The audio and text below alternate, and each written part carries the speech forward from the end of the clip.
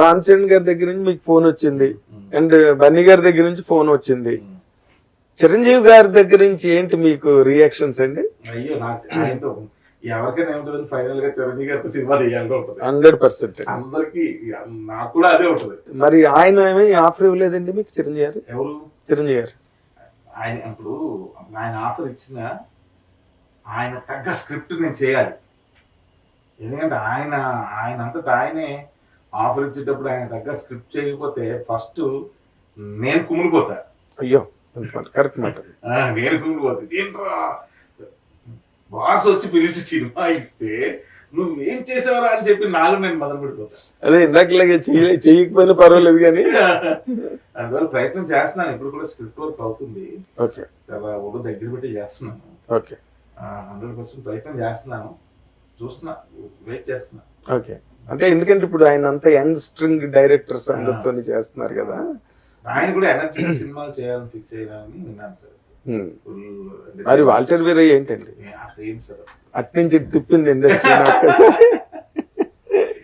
అంటే boss is back అన్నట్టు.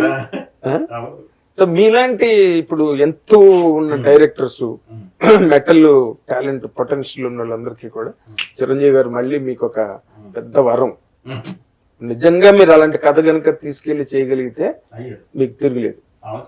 There is Chiranjeevi గారు టు డూ దట్. అదే కదా వాల్టర్ వీరయ్య ప్రూవ్ చేసింది.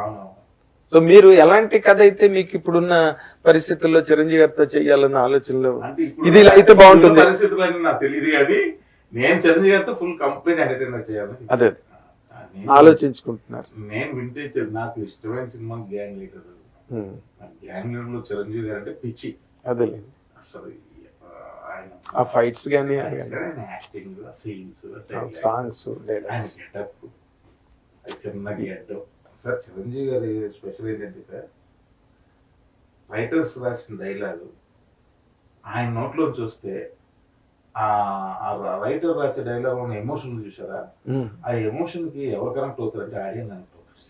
ఎగ్జాక్ట్లీ. అంత గ్రేట్ థింగ్ సార్ ఆయన. అవును. ఆయన ఏడుస్తూ ఓ డైలాగ్ అయితే మనం ఏడ్ చేస్తాం సార్. ఏంటో బాగా ఏడ్ చేస్తున్నాడు.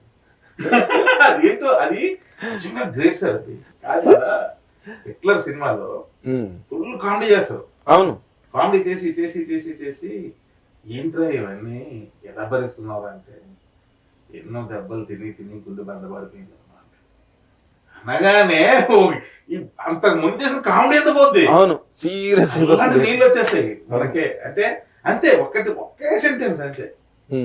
ఏడిపించడం కోసం పేజీలు పేజీలు డైలాగ్ చెప్పక్కర్లా. ఒక్క డైలాగ్ చిరంజీవి గారితో సినిమా తీయాలని రాసుకోవడం ఎవరు మొదలెట్టినా సరే ఆయన ఫిక్స్ అయిపోయి మొదలెడతారు.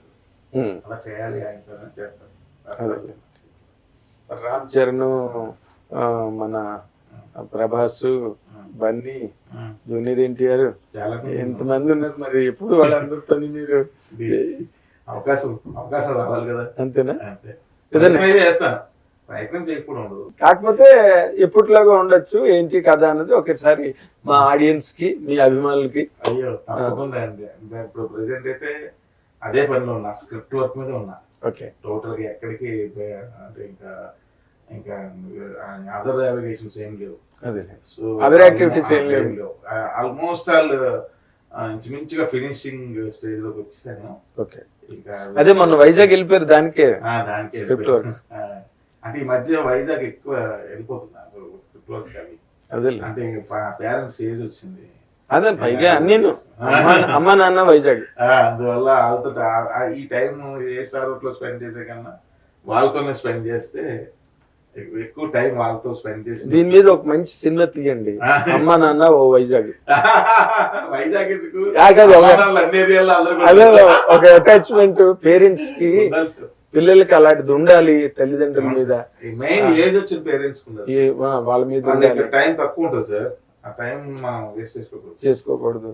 వాళ్ళని తీసుకెళ్లి వృద్ధాశ్రమాల్లో పడేసి చాలా దారుణాలు జరుగుతున్నాయి సొసైటీలో. దాన్ని మీరు ఒక అందంగా మీరు కమర్షియల్ గా చెప్పగలిగే ఆ టాలెంట్ ఉంది కాబట్టి ఎప్పుడైనా ఆ పాయింట్. విషయం చెప్పనా సార్, మాది పల్లెటూరు సార్. మా పల్లెటూరులో ఎంతమంది ఎన్ని ఫ్యామిలీస్ ఉంటాయి సార్? మా అయితే ఒక ఏదో 50 గడపలు ఉన్నాయి అని లెక్క పెడతారు. అలా ఎన్ని గడపలు ఉంటాయి కదా, ఇప్పుడు నేను డైరెక్టర్ అయిన తర్వాత మా ఊర్లో అందరికీ తెలిసిన పర్సన్నేగా. అవును, ఇప్పుడు మా ఊర్లో ఎక్కడ డైరెక్టర్ గారు రిలేటే తీసుకొచ్చేస్తారు. ఆ గుర్తింపు ఈ రోజు అయితే వచ్చింది కదా. ప్రతి ఒక్కరిని ఎవరిని అడిగినా సరే మా నాన్న మా అమ్మ ఎక్కడికి వెళ్ళినా అదృష్టవంతమ్మా మంచి కొడుకుని ఇచ్చాడు దేవుడు అంటారు. చాలా సంతోషం. అంటే ఎందుకంటారు సార్ అది? అది నా గొప్పతనం గురించి నేను ఫీల్ అవ్వట్లేదు సార్. అదండి, అది ఇన్స్పైర్డ్ గా తీసుకొని చూడ డైరెక్టర్ గారు మదర్ ఫాదర్ ఎలా చూస్తున్నారు అని చాలా మంది వాళ్ళ పేరెంట్స్ అలా చూస్తున్నారు. అక్కడ ఆ ఊర్లో ఆ ఊర్లో చాలు అండి చూస్తున్నారు సార్. వాళ్ళ దగ్గర నుండి తీసుకెళ్తున్నారు, ఇంకో దగ్గర ఏదో ఫంక్షన్స్ గట్రా దగ్గర నుండి తీసుకొస్తున్నారు.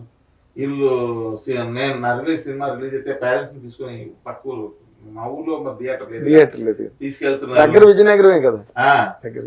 నేను ఎప్పుడైనా వెళ్తే ఇలా మొన్న నాన్నని హాస్పిటల్ తీసుకెళ్ళాను, బీపీ టాబ్లెట్లు మార్చారురా అని చెప్తున్నారు. అందరూ మారిపోయినా అట్లీస్ట్ కొంతమంది మారారు. అదే ప్రభావం తప్పకుండా ఉంటుంది. అందుకే సావిత్రి గారు అమ్మాయి ఒకసారి నాతో ఉంది, Chamundeshwari, Vijaya Chamundeshwari. Never teach, be an example అంది.